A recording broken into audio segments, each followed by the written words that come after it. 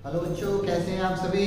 आज हम पढ़ने वाले हैं कैपेसिटर, जिसको हिंदी में बोलते हैं संधारित्र। बड़ा ही कॉमन टॉपिक है, बड़ा ही फेमस टॉपिक है, लेकिन कई बच्चों को बहुत इसमें क्या होते हैं, डाउट्स होते हैं। चलिए आज हम क्या करते हैं, कैपेसिटर का 1 बाय 1 थ्योरी डिस्कस करेंगे।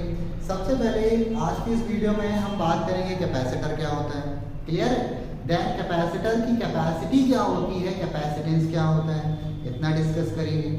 उसके बाद हम बात करेंगे कि ऑन विच प्रिंसिपल, मतलब किस प्रिंसिपल पर ये कैपेसिटर बेस है या वो कैसे काम करता है, क्योंकि सबसे इंपॉर्टेंट हमारे लिए वही है। हम तो किताब से भी पढ़ सकते हैं कि भाई कैपेसिटर क्या कहलाता है, कैपेसिटी क्या कहलाती है, लेकिन बहुत से बच्चों को बड़ा डाउट रहता है कि सर कैपेसिटर तो हमने पढ़ लिया, लेकिन हमको आज तक ये समझ में नहीं आया कि इलेक्ट्रिकल एनर्जी कैसे स्टोर हो गई। चलिए देखते हैं, बहुत ही सिंपल टॉपिक है। What is capacitor, what is संधारित्र, संधारित्र क्या है, कैपेसिटर क्या है। तो बहुत ही इजीली वे में मैं आपको बताता हूँ। Capacitor is like a bucket, capacitor is like a bucket. Bucket देखिए सभी ने, बकेट हम करते हैं ना, शॉपिंग करने जाते हैं तो हमको बकेट मिलती है। बकेट में क्या रखते हैं, कोई ना कोई सामान रखते हैं। दैट मीन्स हम उस बकेट का यूज किस में कर रहे हैं, किसी न किसी चीज को स्टोर करने में कर रहे हैं। क्लियर है यहाँ तक की बात। तो लाइक कैपेसिटर, जो कैपेसिटर है या जो संधारित्र है, ये भी क्या है, इलेक्ट्रॉनिक्स एलिमेंट है, जो पैसिव इलेक्ट्रॉनिक्स के नाम से जाना जाता है। ठीक है, पैसिव इलेक्ट्रॉनिक्स होने के साथ साथ ये करता क्या है, ये बहुत इंपॉर्टेंट काम करता है। ये इलेक्ट्रिकल एनर्जी को in the form of electric charge store करता है, संग्रहित करता है। क्लियर है यहाँ तक की बात। तो जो कैपेसिटर है वो क्या करने वाला है, इलेक्ट्रिकल एनर्जी को स्टोर करने वाला है in the form of electrical charge. यहाँ तक की बात समझ में आई बच्चों। आगे बढ़ते हैं। तो यहाँ पे मैंने देखो डेफिनेशन भी लिखी हुई है इसकी कि संधारित्र कैपेसिटर क्या होता है। तो it is the storing element. सबसे पहली बात, ये कैसा एलिमेंट है, स्टोरिंग एलिमेंट है। किसको स्टोर करता है, इलेक्ट्रिकल एनर्जी को स्टोर करता है। किस फॉर्म में करता है वो भी लिख दिया मैंने, in the form of electric charge के फॉर्म में क्या करता है, इलेक्ट्रिकल एनर्जी को स्टोर करने का काम करता है। अब बात ये आती है कि वो कैपेसिटर जो है वो कैसे, अच्छा एक चीज और बीच में रुकूंगा मैं। कई लोगों को बड़ा डाउट रहता है, sir capacitor is like a battery, capacitor और बैटरी के दोनों एक ही हैं। तो हम ये बोलेंगे कि कैपेसिटर और बैटरी में थोड़ा सा डिफरेंस है। क्या डिफरेंस है कि जो कैपेसिटर है वो एनर्जी स्टोरिंग एलिमेंट है। ठीक है, एनर्जी स्टोरिंग एलिमेंट मतलब इलेक्ट्रिकल एनर्जी को क्या करता है, स्टोर करता है। लेकिन जो आपकी बैटरी है ना, बैटरी क्या करती है, केमिकल एनर्जी को इलेक्ट्रिकल एनर्जी में कन्वर्ट करती है। बस इतना सा डिफरेंस है। बाकी कंस्ट्रक्शन वाइज यदि हम देखें सब सेम है, बस दोनों का पर्पस अलग अलग है। कैपेसिटर एनर्जी स्टोर करता है और बैटरी एक एनर्जी को दूसरी एनर्जी में कन्वर्ट करने का काम करती है। ठीक है, अब कैपेसिटर की हम बात कर रहे हैं। तो कैपेसिटर में हम ये बोलते हैं कैपेसिटर में कितनी या कैसे इलेक्ट्रिकल एनर्जी स्टोर होगी, उस पर हम बात कर लेते हैं। तो हमने बोला एक प्लेट कंसीडर करो। क्या करो, बहुत ही सिंपल, एक प्लेट कंसीडर करो। अब उस प्लेट को आप चार्ज सप्लाई करो। अब वो आप चार्ज कैसे भी सप्लाई कर सकते हैं। ठीक है, आप एक बैटरी लगा दो, उस प्लेट में चार्ज सप्लाई करो। अपना मेन मोटो क्या है, हम उस प्लेट को क्या सप्लाई कर रहे हैं, चार्ज सप्लाई कर रहे हैं। जब चार्ज आप सप्लाई करोगे तो क्या होगा, जब आप चार्ज सप्लाई करोगे ना तो उस प्लेट का पोटेंशियल रेज होगा, इंक्रीज होगा। क्लियर है, जैसे जैसे आपका चार्ज जो है, आवेश जो है वो बढ़ेगा, वैसे वैसे उसका पोटेंशियल भी क्या होगा, बढ़ता जाएगा। तो हम एक एक्सप्रेशन लिख सकते हैं कि Q जो होता है वो डायरेक्टली प्रोपोर्शनल V के हो सकता है। दोनों समान अनुपात में, दोनों सेम प्रोपोर्शन में बढ़ रहे हैं। तो प्रोपोर्शनलिटी का साइन जब हम रिमूव करते हैं तो हमको एक कांस्टेंट लगाना होता है। ठीक है बच्चों, क्या करना पड़ता है, जब भी हम प्रोपोर्शनलिटी का साइन रिमूव करेंगे तो हमको क्या लगाना पड़ेगा, एक कांस्टेंट लगाना पड़ेगा। और वो कांस्टेंट हम यहाँ पे क्या ले रहे हैं, C।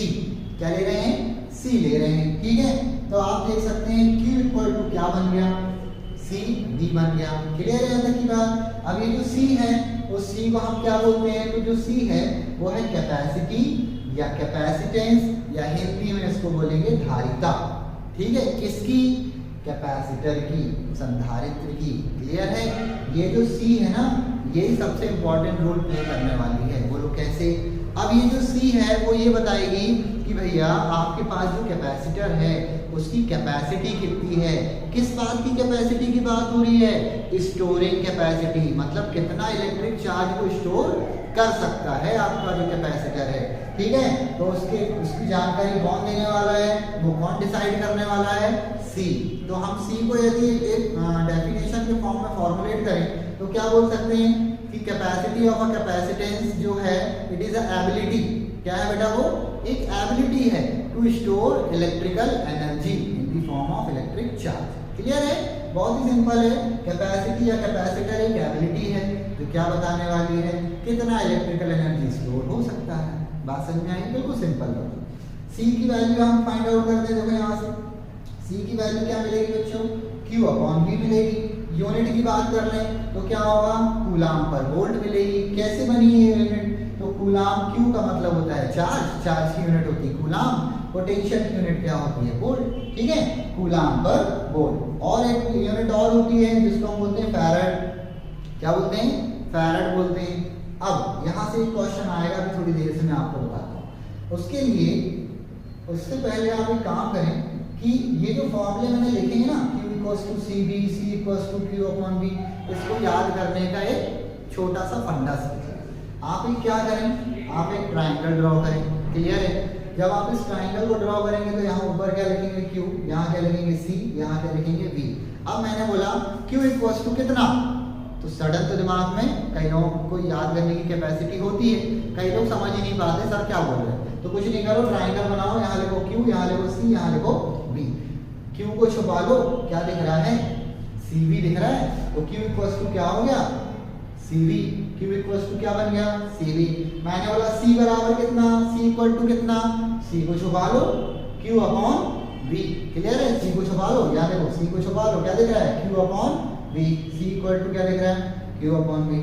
अब मैंने बोला V की वैल्यू बताओ, तो V को छुपा लो, तो यहाँ क्या दिख रहा है? देखो ध्यान से, Q अपॉन C दिख रहा है। इस तरीके से आप क्या कर सकते हैं?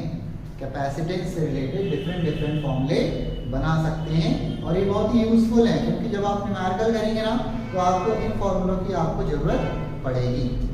यहाँ तक की बात क्लियर है बच्चों सभी को? अब यहाँ पर बात आती है कि एक फैरेड की वैल्यू कितनी होती है? द वैल्यू ऑफ 1 फैरेड, एक फैरेड की वैल्यू कितनी होती है? तो कुछ नहीं, आपको जब भी 1 फैरेड की बात करें या इसमें नहीं कहीं भी 1 की बात हो तो जिस चीज से वो फॉर्मूला बना है, किससे बना है बताओ? चार्ज और वोल्ट से बना है ना, चार्ज और पोटेंशियल से बना है ना। तो कुछ नहीं करो, एक कूलाम अपॉन क्या कर दो? 1 वोल्ट लिख दो। अब इसको क्या बोलोगे? बिल्कुल सिंपल है। 1 फैरेड को हम कैसे डिफाइन करें? क्या होगा? देखो हम सप्लाई क्या करते हैं? चार्ज करते हैं ना। क्या सप्लाई करते हैं? चार्ज। हमने कितना चार्ज सप्लाई कर दिया बताओ जल्दी से? 1 कूलाम चार्ज सप्लाई कर दिया ना। तो जब 1 कूलाम चार्ज सप्लाई किया ना तो उस प्लेट का पोटेंशियल कितना बढ़ा? 1 वोल्ट बन गया। कितना हो गया? 1 वोल्ट बन गया।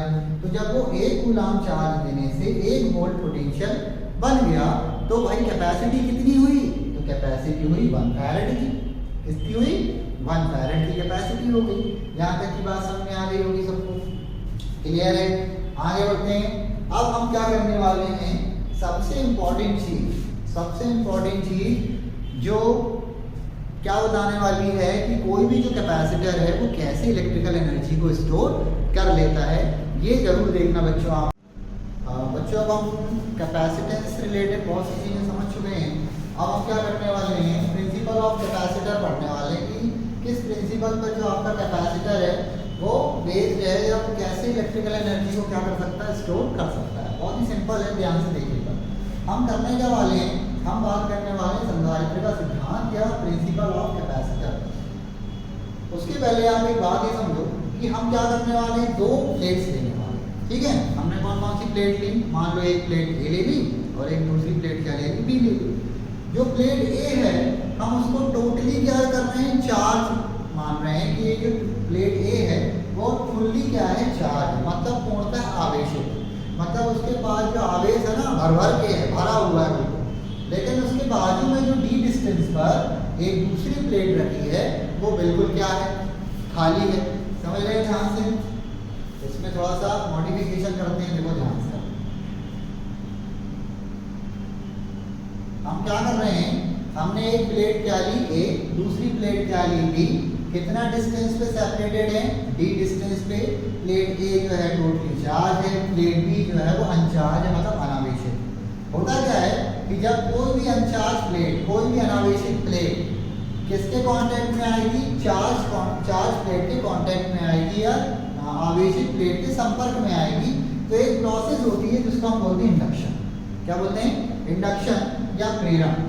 तो यहाँ पर होने क्या वाला है, प्लेट बी जब ए के कांटेक्ट में आएगी तो यहाँ पे इलेक्ट्रोस्टैटिक चार्ज जनरेट होने वाले हैं, और इनर पोर्शन मतलब प्लेट बी का ये इनर होगा और ये क्या होगा, आउटर होगा। तो जो प्लेट बी है उसके इनर पोर्शन पर नेगेटिव चार्ज क्या होंगे, इंड्यूस्ड होंगे। क्या होंगे, नेगेटिव चार्ज इंड्यूस्ड होंगे। याद रखना, इंडक्शन की प्रोसेस से क्या होता है, इंड्यूस होता है। प्रेरण की क्रिया से क्या होता है, प्रेरित होता है। तो जो चार्ज यहाँ पर आए ना वो क्या हुए, इंड्यूस्ड। सिमिलर प्लेट बी का जो आउटर पोर्शन है, इस आउटर पोर्शन में कौन से चार्ज इंड्यूस होने वाले हैं, पॉजिटिव। क्या होने वाले हैं, पॉजिटिव। ठीक है, इतना कॉन्सेप्ट क्लियर हुआ। ए प्लेट है, बी प्लेट है, ए कैसी है, फुल्ली चार्ज है, बी क्या है, अनचार्ज है। बी किसके कांटेक्ट में है, ए के, इंडक्शन हुआ। इनर पोर्शन पे क्या हुआ, माइनस, आउटर पोर्शन पे क्या हुआ, पॉजिटिव। अब क्या करते हैं, प्लेट बी को हम अर्थ कर देते हैं। क्या करते हैं, अर्थ। ऐसा क्यों किया, ऐसा इसलिए किया, यहाँ से देखो थोड़ा, ऐसा हमने इसलिए किया, प्लेट बी के इनर पोर्शन पे कौन सी चार्ज है, माइनस, आउटर पोर्शन पे क्या है, प्लस। अर्थ करने से क्या होगा, जितने भी पॉजिटिव चार्ज है वो सब कहाँ चले जाएंगे, पृथ्वी में, अर्थ में चले जाएंगे। करना क्या है, बेसिकली हम समझ रहे हैं कैपेसिटर, और कैपेसिटर का कैपेसिटेंस मतलब प्रिंसिपल ऑफ कैपेसिटेंस, कि वो किस प्रिंसिपल पर या कैसे वो इलेक्ट्रिकल एनर्जी को स्टोर कर लेता है, समझना। उसके लिए हम किसकी बात करेंगे, अभी मैंने बताया था C इक्वल टू क्या होता है, Q अपॉन B होता है कि नहीं होता। अब आप देखो C और B अल्टीमेटली कर क्या रहे हैं, हम बात कर रहे हैं कैपेसिटी की। हमें किसी भी हालत में उस कैपेसिटर की कैपेसिटी क्या करनी है, बढ़ानी। ठीक है, कैपेसिटी बढ़ाने के लिए क्या शर्त है वो समझ लो। कैपेसिटी बढ़ाने की एक शर्त है कि भैया ये जो C और जो B है ना, एक दूसरे के क्या है, इन्वर्सली हैं। इन्वर्सली मतलब व्युत्क्रमानुपाती हैं। तो व्युत्क्रमानुपाती है, इन्वर्सली प्रोपोर्शनल का मतलब क्या होता है, एक की वैल्यू बढ़ेगी तो दूसरे की वैल्यू कम होगी। ये बस अंतर होता है, कुछ नहीं होता। एक बढ़ेगा दूसरा कम होगा, दूसरा कम होगा पहला बढ़ जाएगा।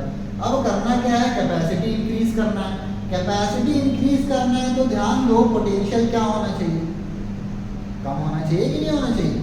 कैपेसिटी बढ़ानी है तो V क्या होना चाहिए, कम होना चाहिए।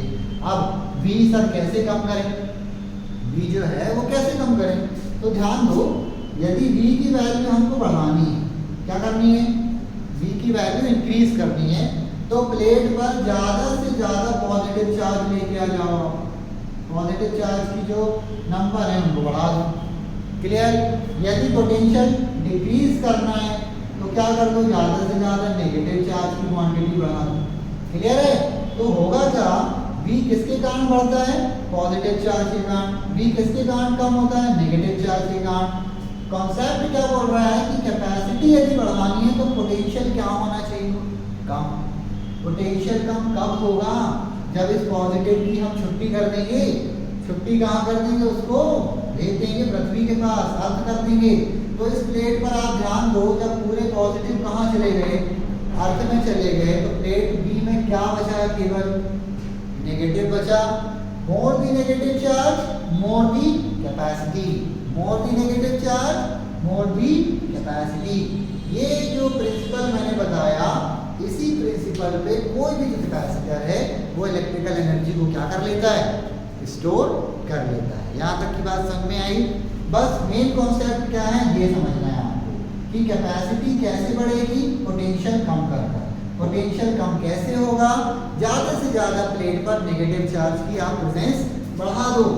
ठीक है, तो क्या हो जाएगा आपका कैपेसिटी, पोटेंशियल क्या हो जाएगा, कम हो जाएगा, और कैपेसिटी क्या हो जाएगी, इंक्रीज हो जाएगी। अब ये तो अपन ने बात कर ली किसकी, प्रिंसिपल की।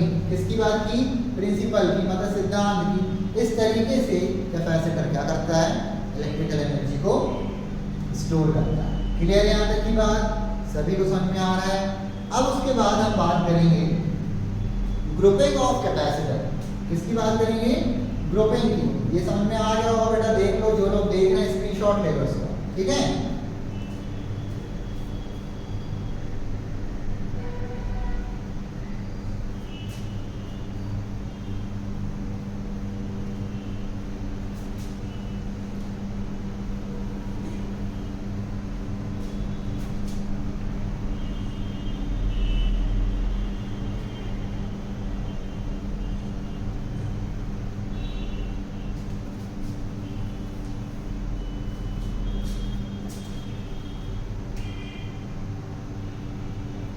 Combination of capacitor, combination of capacitor, या हिंदी में इसको हम बोले तो क्या बोलेंगे, संधारित्रों का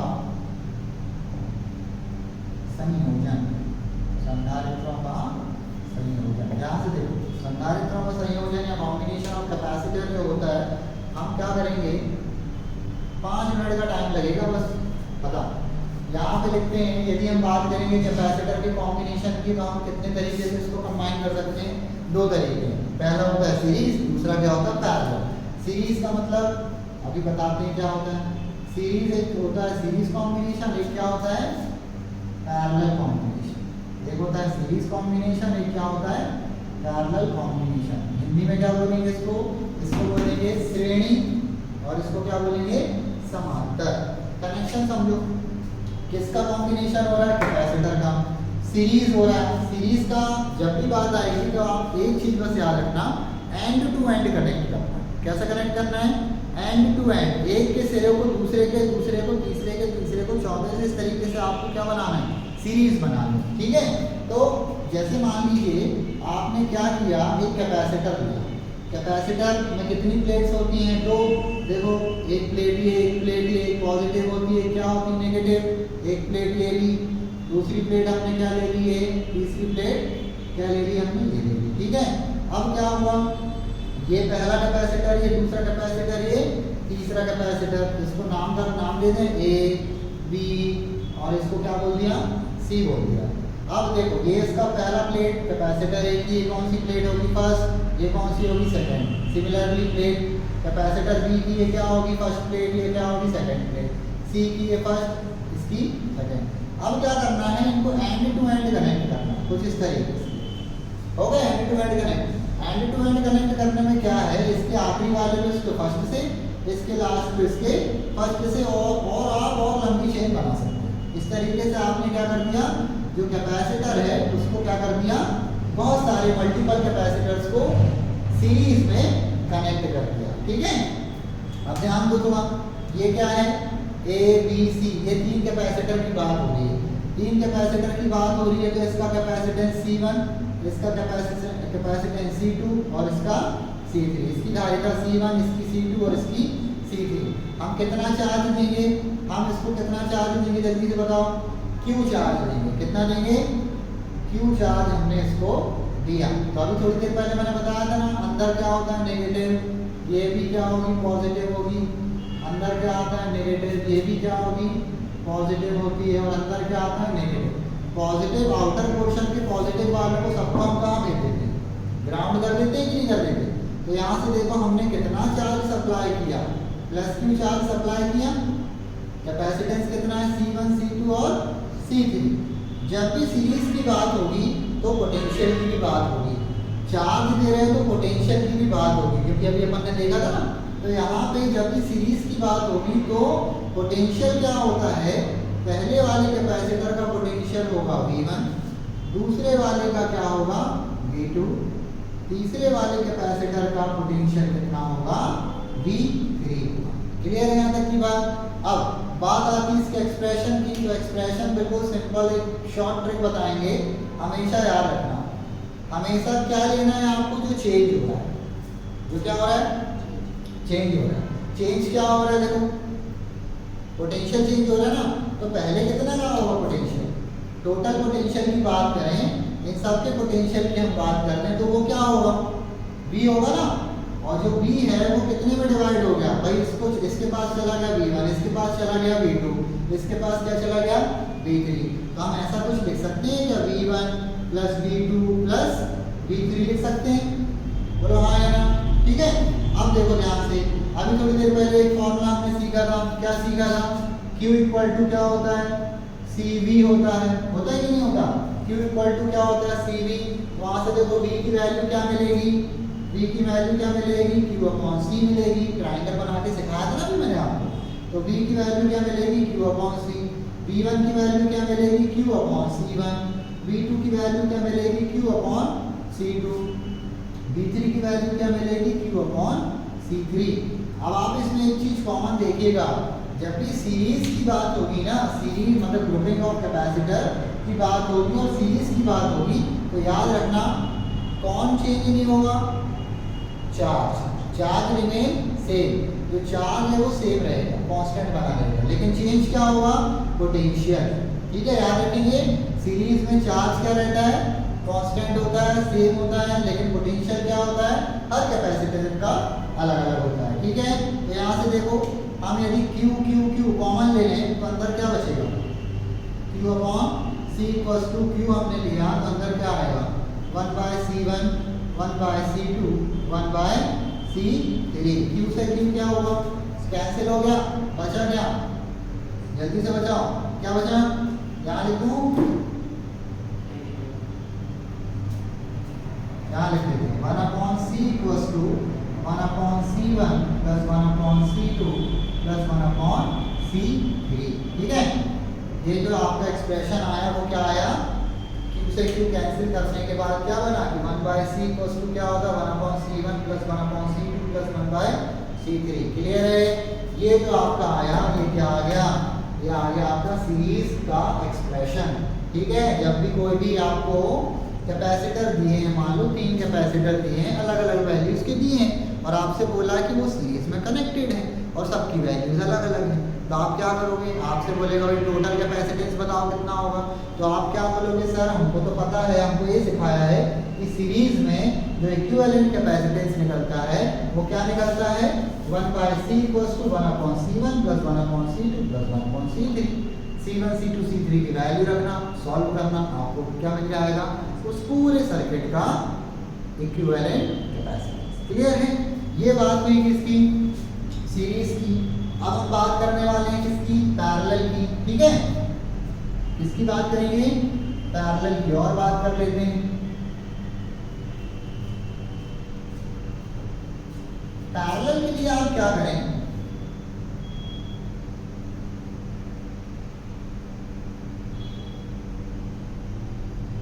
पैरेलल की जब आप बात करेंगे ना, तो आपको 2 पॉइंट फिक्स करने पड़ेंगे। आपने एक पॉइंट ये लिया और एक पॉइंट ये लिया, इसको क्या बोला A, इसको क्या बोला B, जिसको बोलते हैं 2 कॉमन पॉइंट। हमको कितने पॉइंट सिलेक्ट करने पड़ेंगे, ऐसे 2 पॉइंट सिलेक्ट करने पड़ेंगे जो कॉमन हो। ठीक है, जिनका कॉमन सप्लाई जा सके। A और B के बीच में अब हम मल्टीपल जितने भी आप कैपेसिटर लगाना चाहें, A और B के बीच में आप लगा सकते हैं। ठीक है,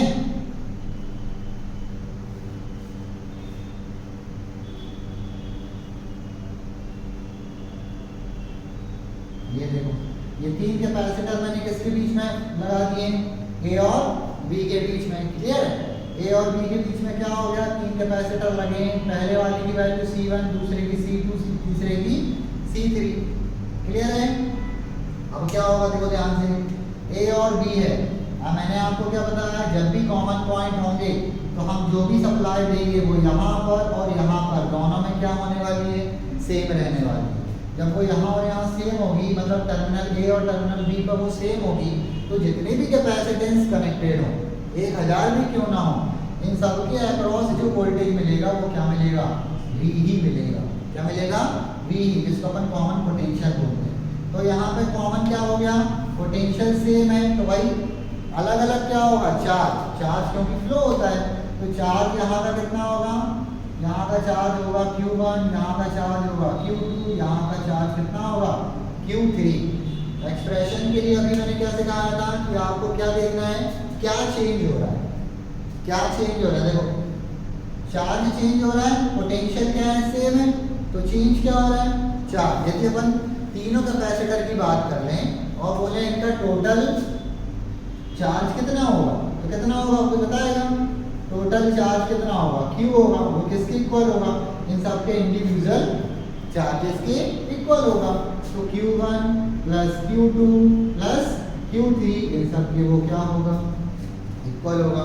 अच्छा, लास्ट वाली प्लेट को आप क्या कर सकते हैं, अर्थ कर सकते हैं, ठीक है ऐसा। तो यहाँ पे देखो Q इक्वल टू क्या होता है, CV, Q1 की वैल्यू बताओ जल्दी से, C1 V, Q2 की वैल्यू बताओ, C2 V, Q3 की वैल्यू बताओ, C3 V। बाहर क्या निकलेगा, कॉमन क्या निकलेगा, V। तो CV इक्वल टू कितना आ गया, C1 plus C2 plus C3 और कॉमन क्या निकला था, V। V से V क्या हुआ, कैंसिल, तो C इक्वल टू क्या बना, C1 plus C2 plus C3। तो ये लो, ये आ गया आपका एक्सप्रेशन। इसका एक्सप्रेशन आ गया पैरेलल कॉम्बिनेशन का। बात समझ में आई कि नहीं?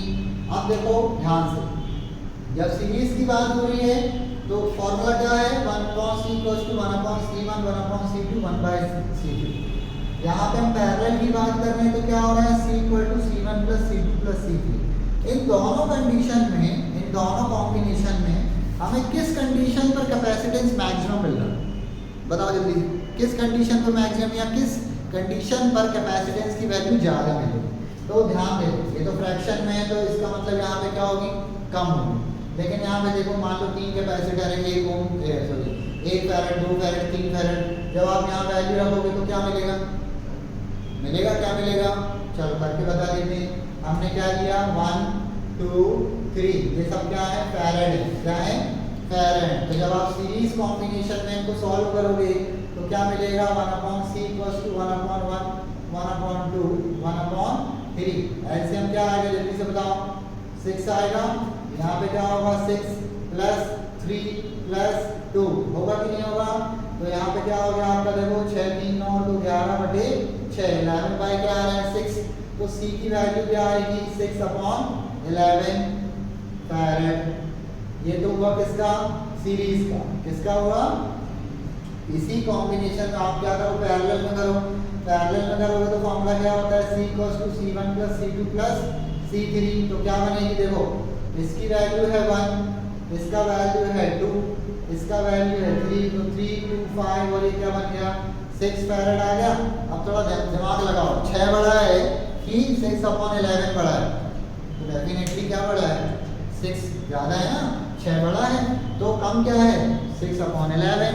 तो आपको यहाँ से एक चीज़ ये क्लियर हो गई कि जब भी हमको कैपेसिटेंस, इक्विवेलेंट कैपेसिटेंस क्या करना है, कम करना है, तो हम जितने भी कैपेसिटर है उन सबको किस में लगा देंगे, किस में कनेक्ट कर देंगे, सीरीज में, ठीक है। जब उन कैपेसिटेंस से आपको ज़्यादा वैल्यू चाहिए तो आप उसको किस में कनेक्ट कर दो, पैरेलल। बात समझ में आ गई, जस्ट सिंपल। तो आज की वीडियो में हमने क्या बात की, कैपेसिटर का प्रिंसिपल, कॉम्बिनेशन ऑफ कैपेसिटर, और भी आगे ऐसी वीडियो आएंगे जिसमें आपको बहुत सी चीज़ें क्लियर होती जाएंगी, है ना। तो आज के लिए इतना ही काफ़ी है। उम्मीद करते हैं आप सभी को ये समझ में आ गया होगा, ठीक है। Thank you.